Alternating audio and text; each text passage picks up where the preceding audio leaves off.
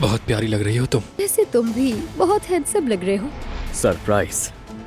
तुमने क्या वो घर खरीद लिया? हाँ मेरी जान, बिल्कुल सही समझी। तेरे शौहर तो बाकी दुनिया के सबसे अच्छे शौहर हो, सच में दुनिया। मेरा सारा सामान उसी घर में रह गया है जहाँ मैं छुपा हुआ था। अल्लाह का वास्ता मेरी मदद करें, बस थोड़े से पैसे करवा दें। ये मुझे बहुत ज्यादा याद आता है, बहुत शिद्दत से याद करता हूँ इसे मैं। लगता है अम्मा अभी तक नहीं आई। आप रकम हसन के हवाले करने के बाद वहाँ से दूर हो जाएंगी। हम वहाँ से उन्हें गिरफ्तार कर लेंगे। अल्लाह खैर करे। दिलान के फोन पर राब्ता क्यों नहीं हो रहा है? हसन, तुम रुको यहाँ। क्या हो रहा है बारान? हसन यहाँ आया है। बस इतने ही निकाल सकी। बारान, बारान रुक जाओ प्लीज।